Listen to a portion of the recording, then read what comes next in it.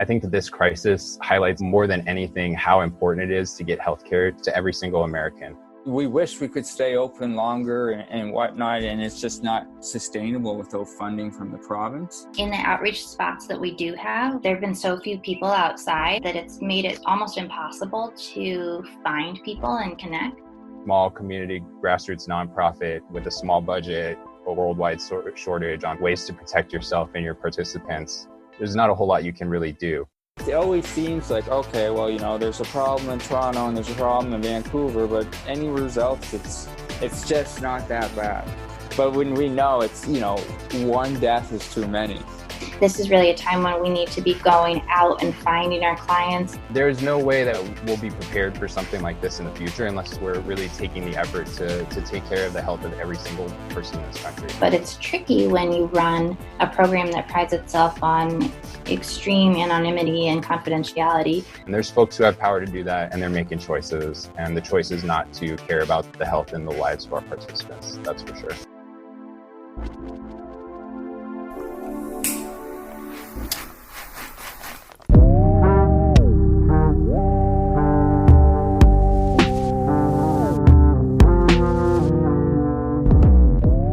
Pretty much everyone on the planet is being impacted by COVID-19 right now. Harm reduction services like syringe access programs or supervised consumption sites are no exception.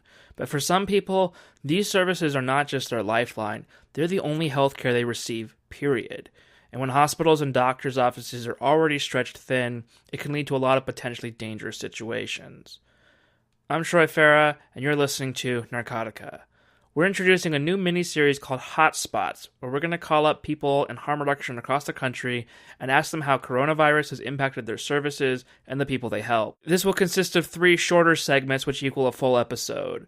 First up, we have a segment from me talking to Thoi at Shot in the Dark in Phoenix about getting creative with syringe access during the pandemic. Then, Philly's Christopher Moraff talks to Matthew Bonn in Nova Scotia about services offered in Canada and the local drug trade there, and how that's all been impacted. I round out the hour with Sarah Ziegenhorn, the executive director at the Iowa Harm Reduction Coalition, about what happens when services suddenly ghost their clients. During Sarah's interview, there was a bird singing in the background, which is just a reminder that you can't control everything and sometimes nature has its way with you. We hope you like hearing from some of the people in harm reduction about how COVID-19 is changing things up. We'll have more of the regular single-source episodes soon. Our goal at Narcotica is to check in with folks in all 50 states, including Canada and Mexico. But that's pretty ambitious, so for now we're just trying a few states at a time. In a week or so, we'll have reports from Massachusetts, North Carolina, and Illinois, and Zach will have a segment as well. If you want to suggest someone to talk to, contact us on Twitter or Facebook because our email is down. One thing we want to bring up, Narcotica is an ad-free program. No one needs to be sold a mattress while they're trying to get some harm reduction. So we rely on listener donations to keep afloat. There's so much going on right now and so many good places to take your money. MAPS, Planned Parenthood, Doctors Without Borders, the Drug Policy Alliance, the Decriminalized Nature Movement, or your local harm reduction clinic, and so much more. If you have anything left, feel open to join our Patreon subscribers. They're at patreon.com/narcotica. We are so grateful for them making this show possible. We debuted almost exactly 2 years ago and never expected this much support. It's been really humbling, and we're just so grateful for the opportunity to be able to bring people accurate drug reporting because there's so few of that. And now, here's Narcotica Hotspots 1 through 3. Thanks for listening.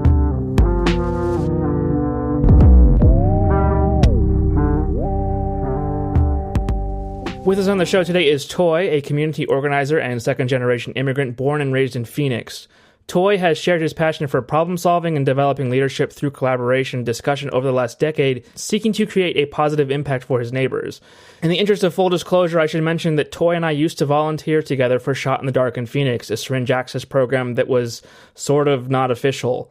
But that was several years ago. I'm no longer involved with Shot in the Dark, but they still do excellent work, providing a lifeline to people who need clean syringes, condoms, cookers, cottons, that kind of thing. Thoi, welcome to the program. Thanks for having me, Troy. I'm so excited to be on with you. Like you said, it's been a minute, so I'm glad to chat.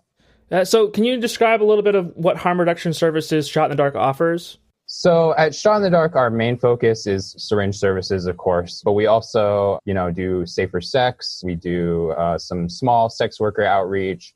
We also really want to focus on being sort of navigators for our participants to help them sort of get through different systems and help them sort of get the resources that they need that are available in the community, but they might not have the knowledge or the experience to navigate themselves. And you also offer Narcan, right? That's true. Yeah, naloxone distribution is a big part of our program as well. And how have your services been impacted by COVID-19? Well, that's, in a lot of ways, that's like a really big, expansive discussion, because I think that like for our participants, there's a lot of subtle effects that have like knock-on, follow-on sort of effects that maybe we don't necessarily see now, but we're going to see later. But in terms of, the services on the providing side, we really wanted to manage really the uncertainty that we feel is kind of like the core issue that everybody's kind of dealing with right now. So, what we wanted to do was, get the word out about what was going on out to our participants, and try to act as that trusted source of information so that we could really focus on bringing the conversation that was being held at these really high public health levels into a really digestible, easy, impactful format for our participants who may not be following the news every day, or may not, considering the political climate in this country and the way that discussion of this outbreak has become an issue that's like so fraught with these accusations of like falsehood and lies, to really try and provide like a clear explanation of what's going on to our participants and fall back on our relationship of trust that we have with them. We really wanted to shift to that for like a short time, just to really make sure that we were getting that message out to our community and that they were receiving it from somebody that they trusted. So that was like an initial stage that we really wanted to flip to. And during that time, we were, doing that while we were also sort of continuing our normal services, which in our case is to sort of operate like mobile outreach drop-in events almost, where we'll go to a parking lot or a park or something like that and set up maybe like a table, and folks can drop by and pick up whatever supplies they need and chat with us and get connected to resources and things. But what we realize is that, in Phoenix, because of the really drawn out urban sprawl that the city has gone through, a lot of our participants, when they're going to our mobile sites, even though our sites are located all across the valley, are traveling in carpools, they're traveling on the bus, they're, taking long walks and exposing themselves to crowds and other folks as they're coming by. So we really recognized that not only was like people congregating at our mobile outreach sites a potential vector for transmission, but also like the transportation that folks had to take to get to us was also a potential opportunity where they were going to come into contact with somebody who was possibly going to pass along the infection. So, going back to that idea of kind of just clearing out as much uncertainty as possible, what we really wanted to do when we decided to, really make some serious changes to the way that we were operating was to, instead of, creating a situation where we were having like changing policies week to week and adding to this uncertainty and dealing with, the social distancing guidelines without a lot of the funding and the support from governmental agencies that we would really hope for, we decided to instead basically, get the word out that due to the outbreak, we were going to take a little bit of a break from being out there in the community and our mobile outreach sites, but really emphasize to our folks to come by and stop by on one of those last few weeks where they would be able to get like a month's worth of supplies. So normally we operate on a week-by-week supply basis with our participants, and we ask them to come out every week because we like to have that frequent contact and that opportunity to have a face-to-face interaction. But given the outbreak, we, realigned our priorities a little bit and said, hey, look, we're going to give you a whole month of stuff so you don't have to leave the house and come out here and risk sitting next to somebody on the bus that's going to cough all over you. Especially knowing that a lot of our participants might be older, might have a pre-existing health condition, knowing that like COVID-19 being a respiratory illness is going to increase people's chance for overdose and risk of those sorts of negative effects. We really, really, really, really, really wanted to, as much as possible, make it easy for our participants to not expose themselves to infection. So that was kind of our first step in doing that. And like I say, we really hope that for our participants, that took a lot of uncertainty out of the situation by kind of giving them this, okay, you've got a month's worth of supplies. You don't have to go out. You don't have to get into these situations that maybe wouldn't be the safest for you. So that was kind of the first way that we wanted to just conquer that uncertainty. Moving forward, kind of what we're looking to do, because, you know, in shutting down our mobile outreach program, we realized we had almost kind of an opportunity on our hands to take a reflection on, you know, the way that we designed our programs, especially considering like how can we implement these social distancing guidelines into the way that we operate our programs. We really wanted to just, you know, take the opportunity to do a lot of revision that we've been spending years saying we wanted to do, but it's always very difficult to change up operations when you're in the middle of doing them week to week. So it's been a really amazing effort from the volunteers down at Shot in the Dark, some community collaborators to work with us to build and roll out. Currently, we're in the pilot stage of a program for a new look program that's mostly going to be based around deliveries and hopefully some mail distribution of syringes and harm reduction supplies. And hopefully that's going to enable us to let folks stay at home during the duration of this outbreak, but also for us to find like inventive ways to be in touch with people, you know, leveraging these digital tools, leveraging, you know, the ability to have a closer relationship with folks. So one thing that we're really looking to do, instead of relying on those in-person interactions week to week, to hook up specific participants with specific volunteers and kind of create like a case management situation where folks are almost like they have a friend that they can reach out to as like a navigator at Shot in the Dark and say, hey, I know you. I have a relationship with you. I'm comfortable with you. I can talk with you really frankly about what's going on. And, you know, we can figure out what is the best way for me to receive supplies. Should I visit somebody? Should somebody visit me? Should we do mail? Can I drop them off on your patio and you can come and get them after I leave? You know, and have that flexibility to work everything out to make it safer for our participants and our volunteers and everybody to reduce the risk of spreading from person to person in all facets. So that's, like I said, in a pilot process, you know, the last details are being hammered out before we really roll it out and open it up to everybody who was enrolled in our old programs to get enrolled in the new look programming. But yeah, it's been an amazing outpouring, not only of, you know, that effort from our volunteers and collaboration from our community, but also of understanding from our participants who were really, really, really generous and patient and saying like, look, you know, we appreciate you guys underlining the gravity of this situation for us. We understand like what needs to happen for everybody in this situation. So we're willing to like, you know, roll with the punches and stick with you guys and see you when you come out the other side. And we've had such an amazing reaction to our new look programming, and it's just been really fabulous. So it's almost something that like, it's like the silver lining in this for a lot of things for me is just seeing the way that the community has reacted, including our participants, including our volunteers, including people who've never been involved in harm reduction or Shot in the Dark before. And it's been really amazing. Wow, that's really interesting, especially the whole kind of case management model. It seems like a really good way to like solve this problem. Obviously, the most important thing about your participants, the whole reason Shot in the Dark exists is to help people get health care and putting their health first. And so that's really interesting. Have you noticed or heard an uptick in overdoses or overdose reversals? Because I'm really concerned about people having to shelter in place alone, and that means they're using alone, and then there's not someone there to revive them. Is that something that you're seeing? That's not something that we've been seeing or hearing a whole lot of reports about, but I think that that's kind of one of those kind of medical uncertainty of a lot of things that are going on right now.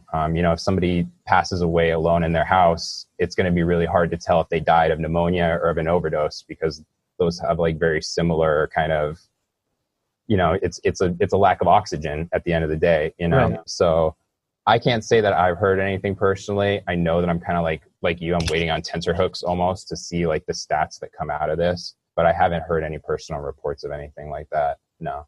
Well, that's good. I mean, we did really want to, like I said, get that information out to folks. That's like, look, this disease affects your breathing. breathing is what keeps you from dying of an overdose. Have your Narcan. Have somebody that, even if you're not there with you personally, say, hey, call me in 15 minutes. Hey, call me in half an hour. Set up, there's these really great apps. There's like an overdose timer, it's called, where it'll like send you a notification every like 15 minutes and you have to hit the button. Otherwise, it'll like automatically send a call to somebody. There are like websites. There's like I can't remember I think it's like the Never Use Alone hotline, where you can call on the phone and have somebody sit with you on the phone while you administer your drugs to yourself, and then they'll check in with you. So we wanted to get those like alternate options out to folks because we were really worried about that. So we hope that awareness did like make an impact for folks, and that they were thinking about that, going slower, titrating their doses a little bit more carefully. So hopefully that had an impact, definitely. Yes, I think it's great that you're looking at the silver lining in this and how this can kind of help the team kind of take a step back and like really examine how you can help people more and what you could be doing differently. Shot in the dark is not technically legal. Has there been any movement on that? I mean, last year, maybe it was the year before even, I heard that there was a bill that was passed and then it did not get very far in the legislature. Any changes on that? So I'm not an expert in that stuff, but I think that this is the third year that bill has gone to the Arizona legislature. What I heard from a lot of advocates and from our collaborators in the community was that they had a really good shot this year. But due to the outbreak, the Arizona legislature basically passed an emergency budget and went home. So there wasn't really any like legislative sessions this year aside from the budget process, I think. That's a real shame. Yeah, it's really unfortunate. Some folks are hoping that, later on in the year, they'll be able to call an emergency session and kind of catch up the work that they didn't do during the normal session. But I mean, that's just one of those things that even if they did, honestly, knowing that it's failed twice in the past 2 years, I can't imagine it's going to be very high on their priority list. But right. Again, I'm not really the person to talk to on that. I just know that, yeah, we're still in that kind of, like you say, it's like a gray area almost. So we live in that space. We make the best use that we can out of that space. Hopefully things will change, but you have to deal with the reality on the ground. Yeah. Well, that's pretty much all my questions. Is there anything else that you want to talk about, how this pandemic has changed the way harm reduction works in your community? I think if anything, it really just highlights the problems with the lack of us being legal and having that support. We made a lot of decisions because we were, again, kind of going back to what I said, you have to deal with the reality on the ground. And when you're a small community grassroots nonprofit with a small budget and no governmental support, and there's a worldwide shortage on PPE and masks and ways to protect yourself and your participants, there's not a whole lot you can really do in that moment. And, it shouldn't be up to, a group of 20 volunteers who have day jobs and families and stuff to take care of to be responsible for fixing this issue that the state has repeatedly made it clear that they're not interested in taking any progress on, and that they're fine with leaving our participants to suffer these really just negative health outcomes, including permanent disability and death.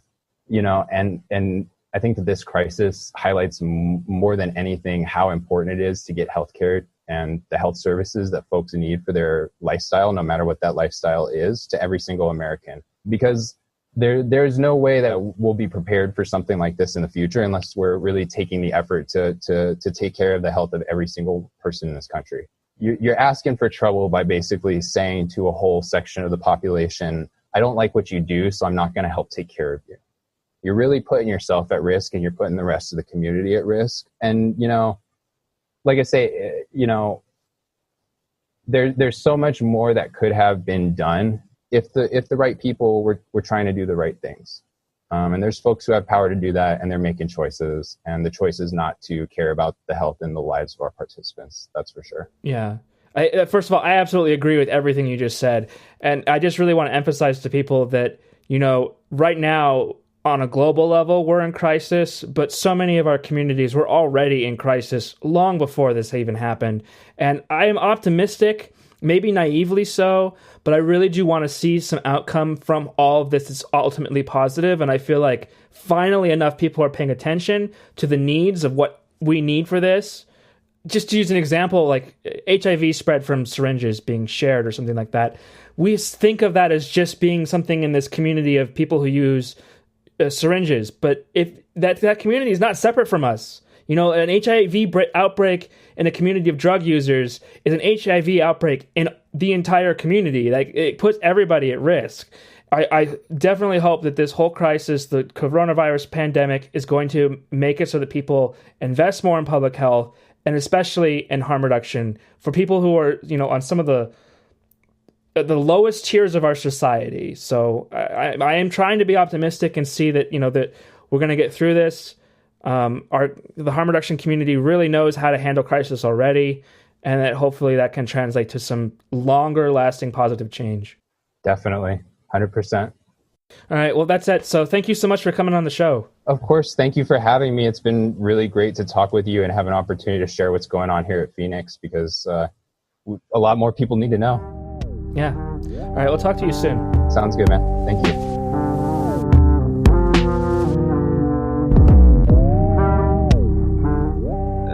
Yeah, so my name's Matthew Bonn. I'm the program coordinator with the Canadian Association of People Who Use Drugs. Actually, I was on the board for a while, and I just recently stepped in as the program coordinator role, and we're based out of Dartmouth, Nova Scotia. And how long has that been an organization? Kaput has been around since 2011, I believe. More or less, we have representation from almost every province, and we got hefty little grant to do some engagement with the government, so they will hear our voice.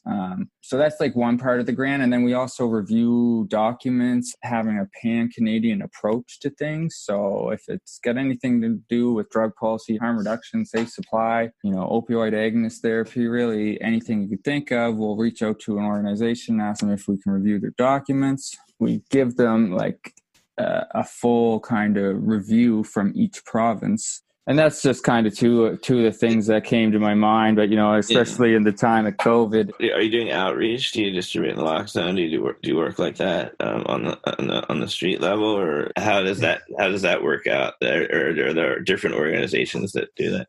Oh yeah, so I'm more or less probably involved with every harm reduction organization. I would say we got the Halifax Area Network of Drug Using People, and that's kind of like a little mini Kaput. Do a lot of advocacy and presentations, and research focus groups.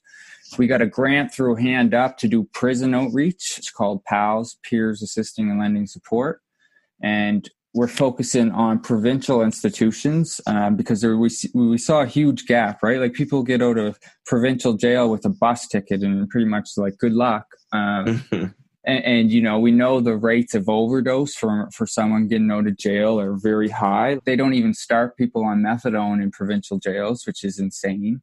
Just started Suboxone here, and that's not even really working for a lot of people. But when you're in jail, you don't really have much of a choice. So I guess eventually it does. But unless you're on a program already, when you go into jail, you're not dosed. And if you go to state, which is you're so we have the county level, the state level, and then federal level. If you go to the state level, then you're just weaned very quickly off. It's got to be a brutal experience. I couldn't imagine that. I've seen so many people too. It's a prime opportunity to treat somebody for opioid use disorder. I can't believe they don't do it. It's. You mentioned the provincial level. Does Canada have federal drug laws the way we do here in the United States, or does every province have it differently? Yeah, so drugs are federal. They're under the Controlled Drugs and Substance Act. It's interesting because they got the authority to exempt, these sites so you can use legally in a safe consumption site or an overdose prevention site. Those are exemptions that really are 1 year or 2 years or 30 days. So to change the legislation, something else, right? That would be It would take a long time, but you can almost provide ways of legalization through these models of safe supply that we were talking about earlier, right? But we have tons of people in federal jails right now in there for crimes are related to substances one way or another. And, with COVID going on, they're being very hesitant in letting federal, they've let a lot of people out of provincial jails, but not federally, they're very hesitant. And it's really, you look at the stats and it's mainly drug crimes, right? It's insane. But we got our exemption granted last July 3rd. Never thought in a million years we'd get it. We more or less fundraised by selling t-shirts and a GoFundMe and private donations enough to provide kind of a proof of concept that we had a budget, we had a need, we had about 60 people die a year in Nova Scotia from overdose deaths. And I was going to say, that sounds tiny, but I'm sure it does, but it's not. And if you look compared to kind of the population sizes everywhere, right? It's so funny because our provincial government would not support us. We were the first site to ever get a exemption without provincial support, but that means we got no money from the province. So we had enough to open for 1 year, 3 hours a day. So we're open from Monday to Sunday, 9 a.m. to 12 p.m., not because we wish we could stay open longer and whatnot, and it's just not sustainable without funding from the province. It always seems like, okay, well, there's a problem in Toronto and there's a problem in Vancouver, but anywhere else, it's just not that bad. But when we know it's, one death is too many. So, what is the situation on the ground like where you are on the Far East? Is this mostly injection fentanyl use, or is it pill abuse, synthetics? I mean, Canada used to be the MDMA capital of the world. You had the best labs there were up there. There's a lot, so I love fentanyl. That was kind of my thing for a long time. It started with prescription fentanyl, so fentanyl patches and whatnot. That was around 2012. And then I slowly started to see the transition of kind of, the doctors getting harder on prescribing. They weren't prescribing as many opioids. The Oxycontins got, diverted to Oxy-Neos. And then, you've seen the illicit fentanyl come in. It was originally kind of pressed Oxy 80s. We used to call them the shady 80s because they didn't look like there were some good ones that were they really looked like the Oxy 80s, but we knew they weren't. But then they had the shady 80s, and they were light blue. And we thought they were the bluer they were, the better they were. That's what we thought, right? And there's so many myths that just pick up on the street. Yeah. I mean, you guys got slammed really, really early. I mean, before us, I think. And I actually wrote an article for the Daily Beast that was hate Trump, you're watching the wrong border. And a lot of people called me a drug warrior because of it, but it was just pointing out that, it's racism that you're looking south because we have 5,000 miles of largely unpatrolled border where people are just and I think it started in Alberta. There was a gang of lacrosse kids from high school that were moving pressed pills one way and bringing back meth and coke the other way. It was two-way, and that's when I sort of realized how big Canada was for a long time. I mean, even during our alcohol prohibition, we relied on you. Prohibition has obviously never worked out very well here.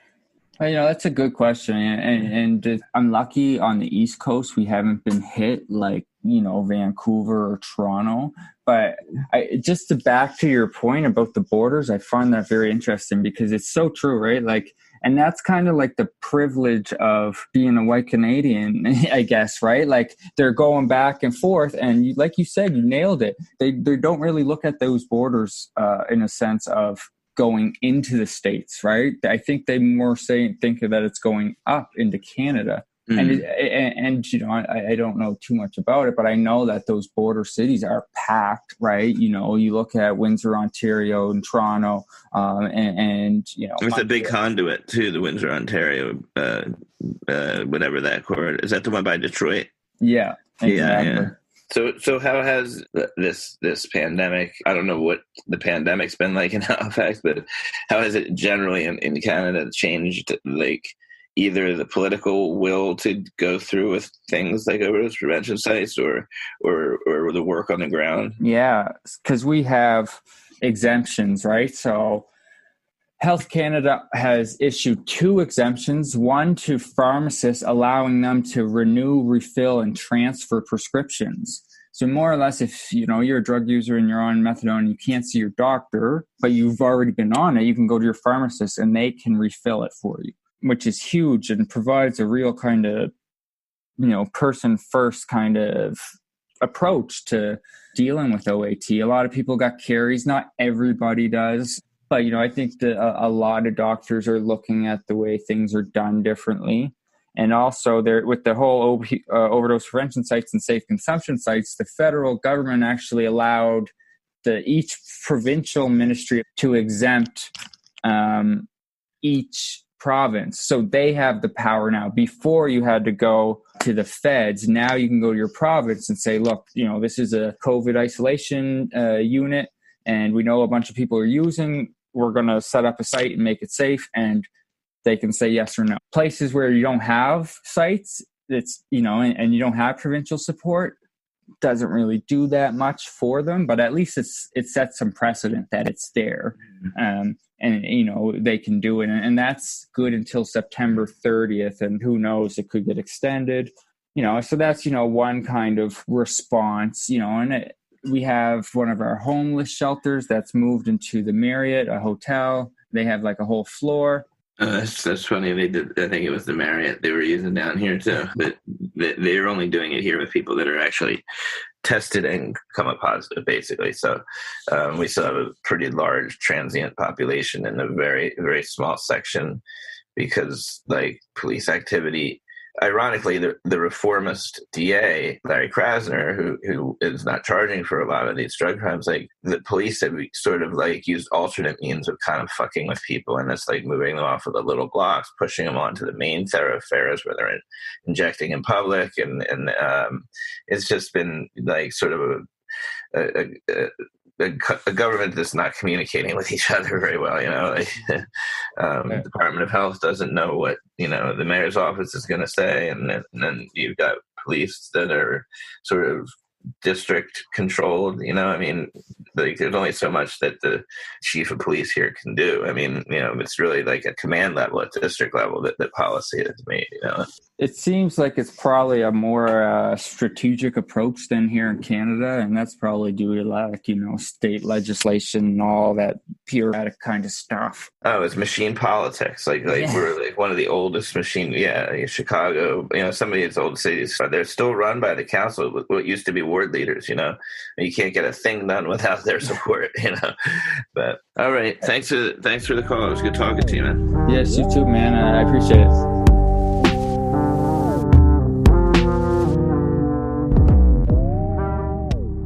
With us today is Sarah Ziegenhorn, the Executive Director and founder of the Iowa Harm Reduction Coalition in Cedar Rapids, Iowa.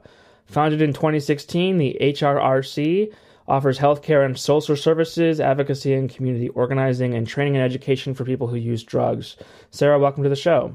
Thanks so much for having me. I'm happy to be here. So let's talk a little bit about what HRRC does, what kind of services you offer, and how you help people. Sure. So oftentimes I will tell people that IHRC is really your bread and butter harm reduction organization. We use a drug user health framework that is modeled very closely off of the service delivery models and the organizational frameworks of our peers all around the country.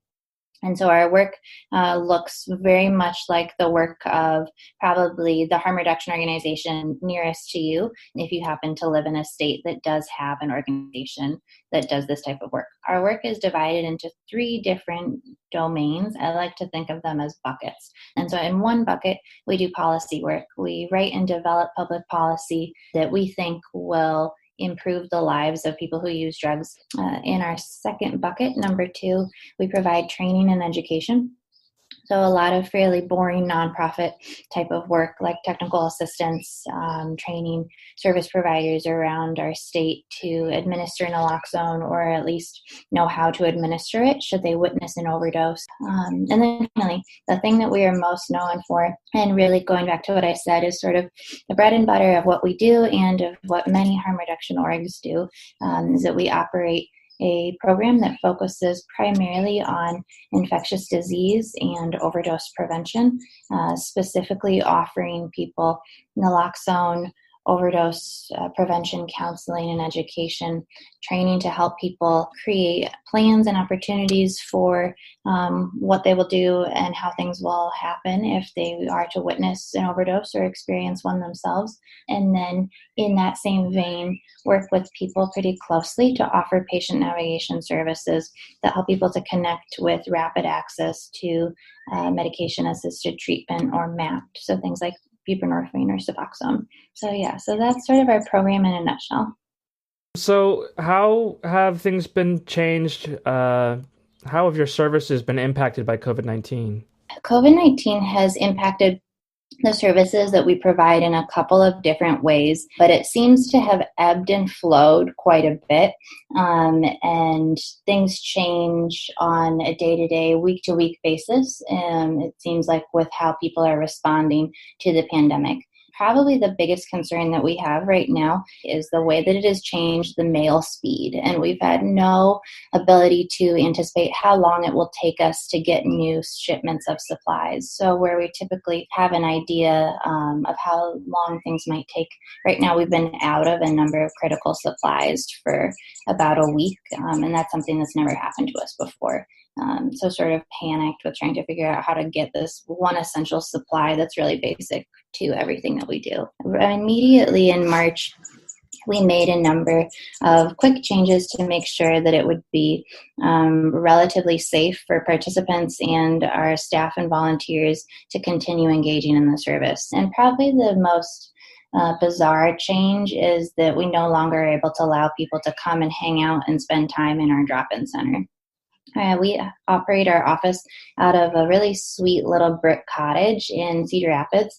Cedar Rapids is Iowa's second largest city, and our office is based in one of the oldest buildings in the city. It was built in the 1840s, and so it has this really lovely downstairs with high ceilings and a chandelier, and it looks like a house where someone might feel very comfortable. It has a fireplace and huge floor-to-ceiling windows, and so it's oftentimes a space where our participants will pop in at some point in the day, get some coffee, sit down, watch TV for a little while, and hang out with our staff. And that transition has been really abrupt and I think uncomfortable for a number of folks that utilize our program.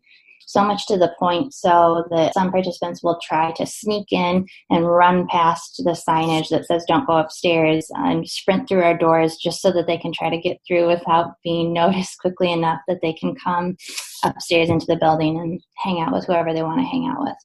That's really interesting. It sounds really lovely there, and it's funny that they are just like, I know that harm reduction clinics, places like yours, like really build like community and people just like, and that's what we are really craving so much right now with all this isolation.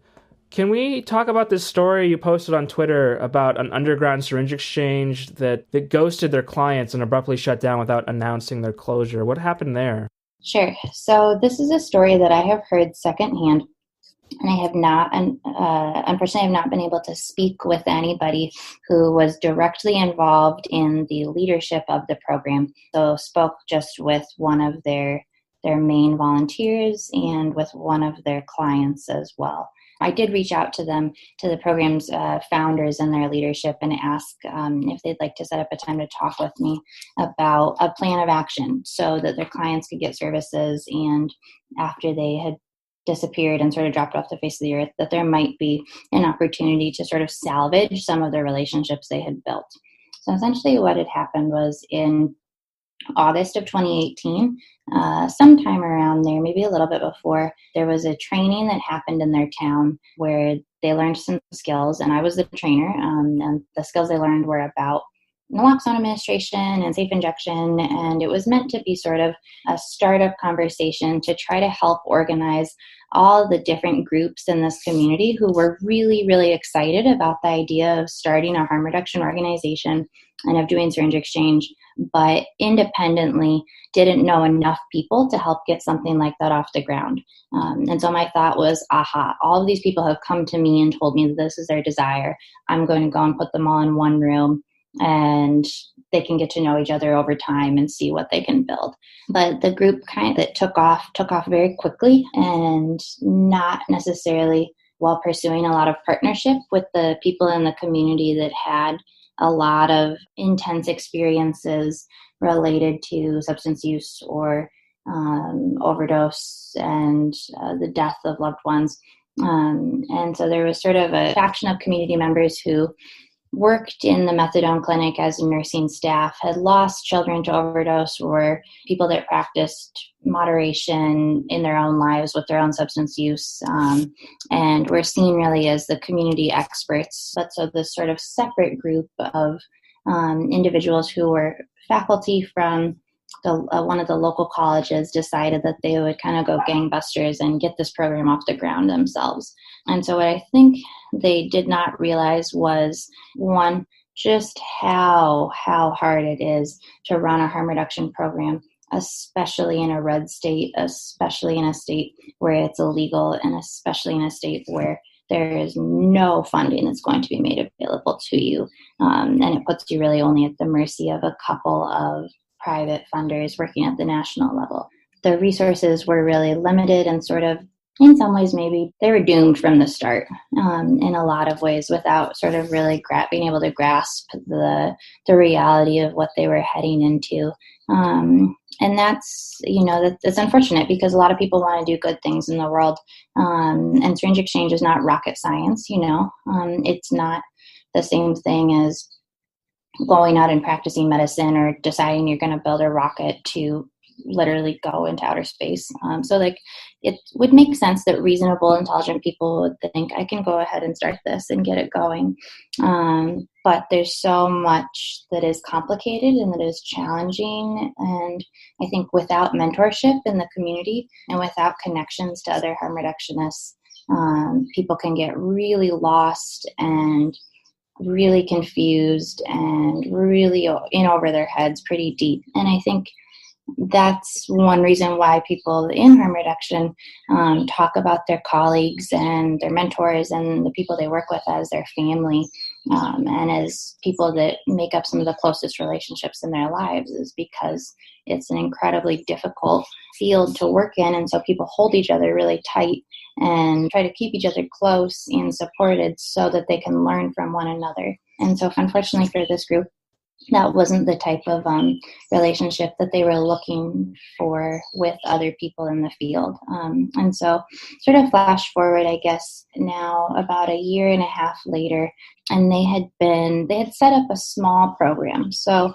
hard to say how large the program really was, but they were giving out syringes, giving out naloxone, supposedly, although it sounds like they did not ever establish their own source of either, but they were sort of sending their volunteers to our program and picking up supplies when they could find them through our supply, sort of discreetly. And so what I was, I think, primarily concerned about was that in this particular moment, the news that had come out of this community from their volunteers, clients in their program, and then some other social service providers that work with people that use drugs, people at risk of HIV and hepatitis C, had been reporting that the program closed down.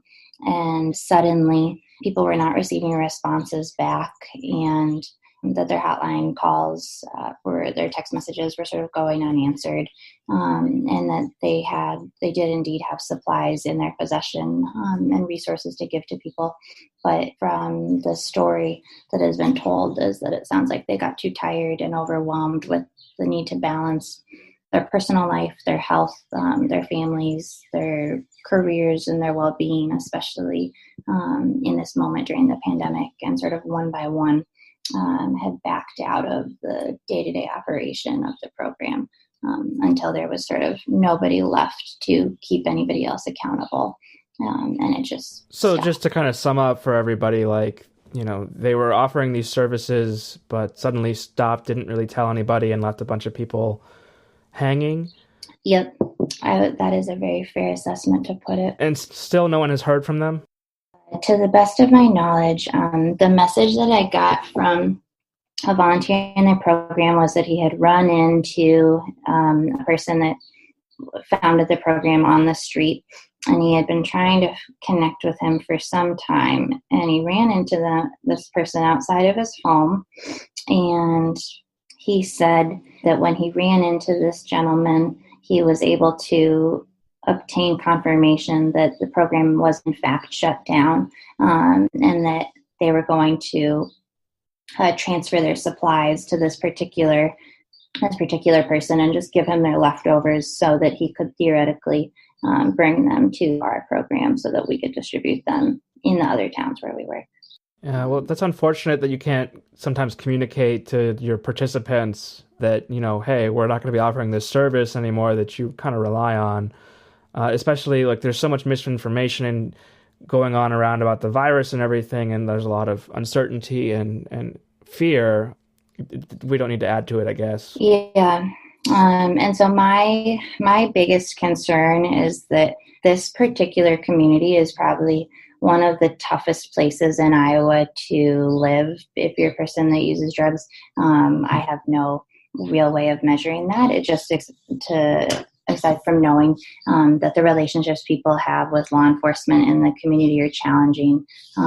People in the community have lost many, many, many people close to them to overdose, and the town, in a lot of ways, in our state, has taken on this face of the overdose crisis because of how many deaths have happened there.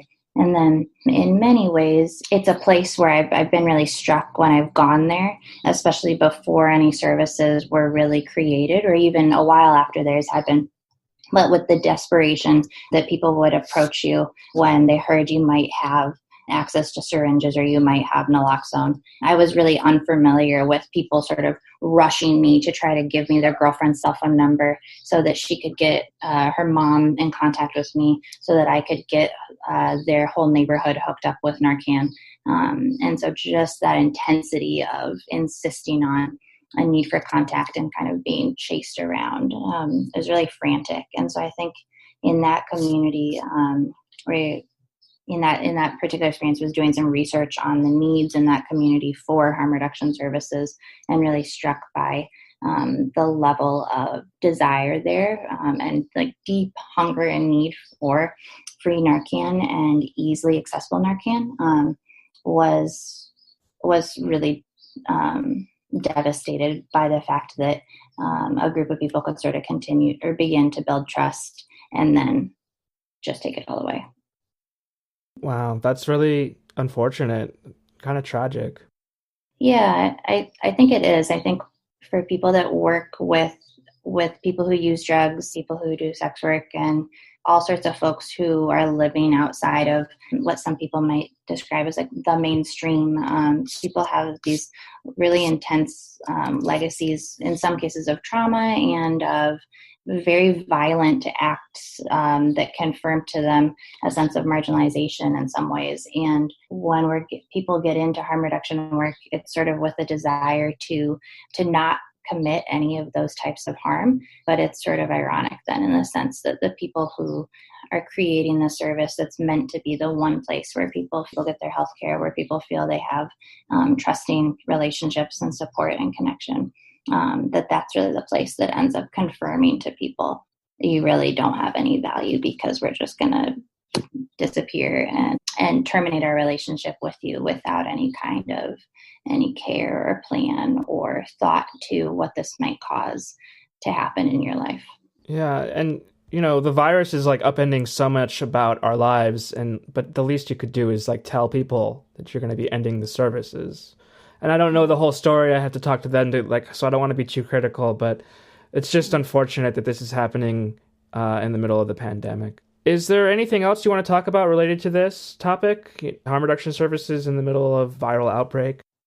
I will tell you that even though in Iowa, meth use is very common, and we often, I think, see ourselves as like, the experts of harm reduction for stimulant use, because meth use has been so deeply ingrained in the fabric of especially rural community lives in Iowa for many decades at this point. And one thing that has been this abrupt change in the past few weeks is the massive change in the supply that people are able to access of methamphetamine. And so there's sort of all this chatter happening all around us about the potential for change in the opioid supply as an opportunity to sort of unleash a wave of new overdose death that are connected to contamination with fentanyl and other synthetic opiates.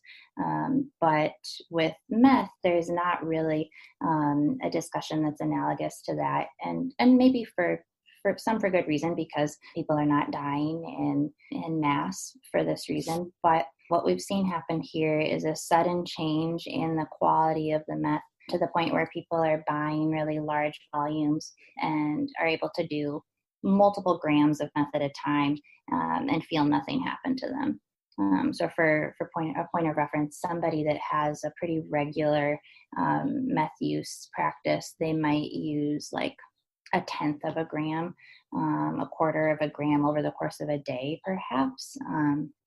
Maybe a lot would be over the course of a day. They could use a whole gram, but using multiple grams in one setting is really alarming and suggests, okay, what the substance you've identified is in fact not methamphetamine. So lots of folks also talking about strange presentations of a mixture of symptoms that sound kind of like psychoses in some cases, and very different from the typical meth-induced paranoia or state, but a lot of people reporting sort of unusual experiences with meth. And so it's sort of this like massive change all over the state, and the way in which these stories are all the same in the low, far southeast corner to the central southwestern part of the state that borders Missouri to northeast Iowa up by Wisconsin. It's over and over and over that you hear these things happening. And so it's sort of created this alarm, I think, among people that work with drug users in the state, although there are not many of us, to identify better resources for stimulant users. But it's very difficult to identify those resources when you don't actually have any idea what's going on, and you have no idea what people are truly coming into contact with. Yeah, it's strange watching how the virus is changing drug markets. Has that changed any of the way that you conduct outreach towards people? Do you mean like the conversations that we're having, or more so the services that we're providing? I guess both, yeah. So with our outreach program, I will tell you that in the last like year or so, our outreach program has gotten to be a little trickier, and it's just it's never been awesome here. And I volunteered at HIPS in DC for about 5 years before I moved back to Iowa, and street outreach and just general outreach in DC is great. I mean, it's a thing. You go to all these places, you see all the people, you give them the things, you run into people there, you run into people here. But Iowa, even in our cities, street outreach can be really hit or miss. Even if you go to spaces where people are congregating, like at a laundromat or a free meal or something. And so most of the work that we do, rather than there being a spot and a time, a day of the week, and people show up and that's where we are to do outreach, so much of what we do is either in our office or going to people's homes and sort of driving around the city, stopping at different motels, checking on group houses full of people. And so that has remained fairly constant. In the outreach spots that we do have, where they're outside of businesses, next to restaurants, liquor stores, there have been so few people outside at many different points in time that it's made it almost impossible to find people and connect. And I know Daniel Raymond, I remember right when the pandemic was starting, I heard him talking in an interview with you guys here on the show, and he was talking about how this is really a time when we need to be going out and finding our clients. You know, if people are not where we're normally seeing them, we need to be mobilizing our resources to going out to reach people. But it's tricky when you run a program that prides itself on extreme anonymity and confidentiality. So you don't even keep a client list. You sort of just see who's there when they're there. So when you can't find them, you really just can't find them because a lot of folks are inside somewhere. Right. Oh, this is a great conversation. I've never actually been to Iowa, but it's like an important place, and you guys are doing important work there, so it's good to hear. Well, I think this is a good place to stop. Thank you so much for your time today. I really appreciate it. I do appreciate you having me on the show, and I will be excited. I love the idea of talking to people all over the country for these quick little interviews, so I'll be excited to hear the episode. Well, thanks so much. I'll talk to you soon. Bye.